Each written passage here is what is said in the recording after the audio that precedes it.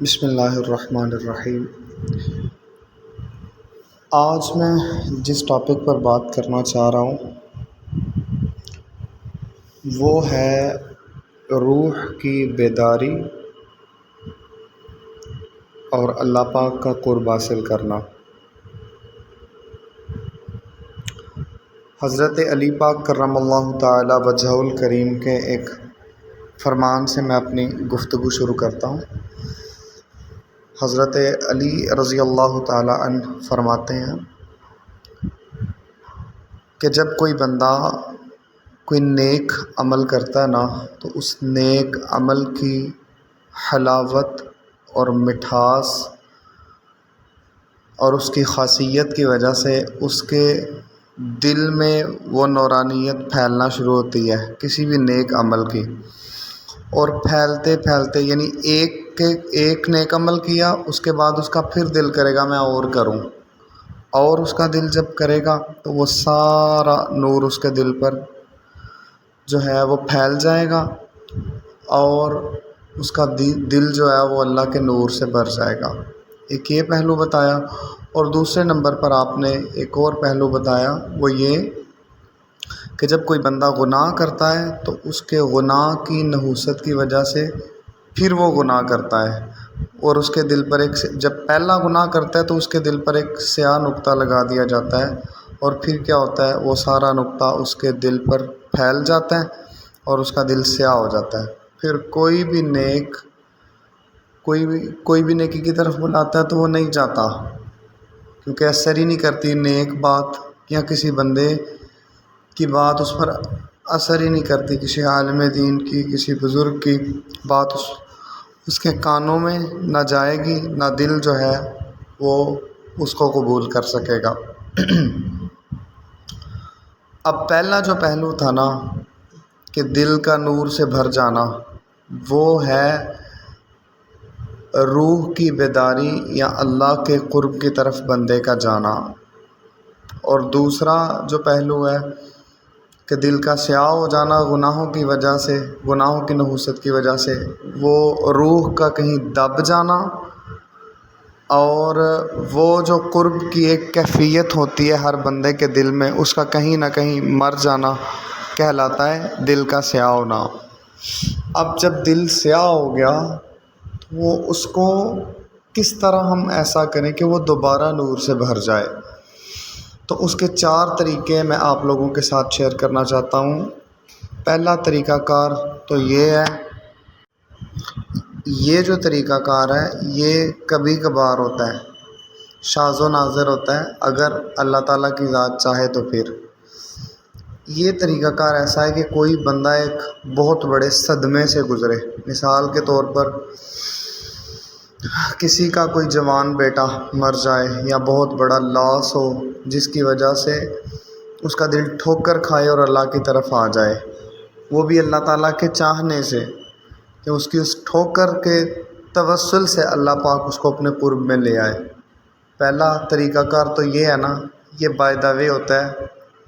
کبھی کبھار ہوتا ہے، جیسا کہ حضرت بشر حافی رحمۃ اللہ تعالیٰ علیہ کے متعلق آتا ہے کہ آپ شرابی تھے، مگر ایک دفعہ ایسے شراب کے نشے میں دھت تھے اور جا رہے تھے تو راستے میں دیکھا کہ نیچے اللہ کا نام پڑا ہوا ہے، تو اس کو پکڑ کے کہتے ہیں کہ تیری جگہ یہ تو نہیں ہے، اس کو صاف کرتے ہیں، صاف کر کے تو کسی اونچی جگہ پر رکھتے ہیں، اور اس کے توسل سے اللہ تعالیٰ کی ذات انہیں ولایت کا رتبہ عطا فرما دیتے ہیں۔ یہ وہ چیز ہے جو بائی دا وے کبھی ہو، آپ رستے سے گزر رہے ہیں اور گزرتے ہوئے رستے میں کوئی آپ نے کانٹے دار شاخ دیکھی یا کوئی ایسا رستہ دیکھا جو لوگوں کے آنے جانے میں مشکل کا سبب بن رہا ہے، آپ اس کو درست کر دیتے ہیں، اور اللہ کو وہ پسند آئے اور حادثاتی طور پر اللہ پاک آپ کو اپنے قرب کی جانب لے جائیں۔ یہ بعضوں کے ساتھ ہوتا ہے، ہر ایک کے ساتھ نہیں ہوتا، وہ بھی چنندہ ہی ہوتے ہیں۔ ایک تو روح کو بیدار کرنے کا طریقہ یہ ہے کہ حادثاتی طور پر آپ اللہ کی طرف آ جائیں گے، جڑ جائیں گے اس سے۔ دوسرا طریقہ کار یہ ہے کہ آپ اللہ کے خاص بندوں سے جڑ جائیں، اللہ کے نیک اور برگزیدہ بندوں کے ساتھ جڑ جائیں، اور ان کی صحبت سے پھر کیا ہوگا، آہستہ آہستہ صحبت اثر رکھتی ہے۔ جیسے خربوزے کو دیکھ کر رنگ پکڑتے ہیں نا، ایسے ہی ایک اور مثال ہے کہ گلاب میں اگر تل کو رکھ دینا تو کچھ دنوں کے بعد تل جو ہے وہ گلابی ہو جاتا ہے۔ تو یہ ہے کمال صحبت کا۔ دوسرا طریقہ کار جو روح کی بیداری کا ہے یا اللہ کے قرب کی جانب جانے کا ہے، وہ ہے اللہ کے بندوں کی صحبت اختیار کرنا، نیک لوگوں کی صحبت میں بیٹھنا۔ وہ لوگ جن کے بارے میں سرکار صلی اللہ علیہ وسلم نے فرمایا ہے کہ جن کو دیکھ کر رب یاد آ جاتا ہے، اللہ پاک یاد آ جائیں، وہ ہیں دوسرے طریقے میں۔ اور جو تیسرا طریقہ ہے روح کو بیدار کرنے کا، وہ ہے آپ مسلسل جو ہے وہ کتب احادیث کا مطالعہ کریں، اللہ کے خاص بندوں کا ذکر پڑھتے رہیں، وہ حالات و واقعات ان کے پڑھ کے آپ کے دلوں میں جو ہے وہ سکون کی کیفیت آ جائے، آپ اس جہان میں ڈل جائیں، پھر جا کے آپ کی جو روح ہے وہ بیدار ہو جائے گی، اس کا تعلق ڈائریکٹ اللہ پاک سے جڑ جائے گا۔ ایک یہ ہو گیا کہ آپ مسلسل کتابوں کا، تصوف کی کتابوں کا، اللہ کے نیک اور برگزیدہ بندوں کا ذکر پڑھیں، حضور علیہ الصلوۃ والسلام کے تذکرے پڑھیں، ان کے حسن کو پڑھیں، شمائل پڑھیں سرکار صلی اللہ علیہ وسلم کے۔ اس کو پڑھتے ایک کیفیت ایسی آئے گی کہ آپ واقعتاً اس میں ڈھل جائیں گے، اور پھر وہ اللہ کے قرب کا سبب بن جائے گا۔ یہ 3 طریقے ہو گئے۔ اور چوتھا اور آخری طریقہ کار یہ ہے کہ آپ اللہ کے بندوں کا ذکر سنیں،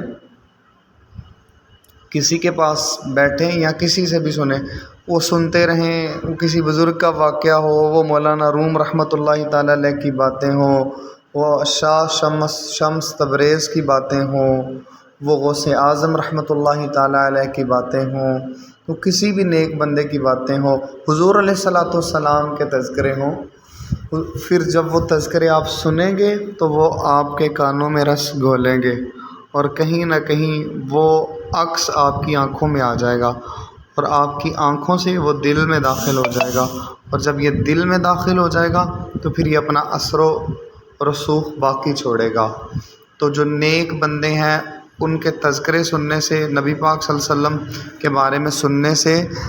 بندے کی کیفیت بحال ہو جاتی ہے، اندرونی کیفیت بحال ہو جاتی ہے، اور جب وہ بحال ہو جائے تو پھر کیا ہوتا ہے، پھر جناب آپ کی روح بھی بیدار ہو جاتی ہے، پھر آپ کو اللہ کا قرب حاصل ہو جاتا ہے۔ تو سامعین، یہ تھے وہ 4 طریقے۔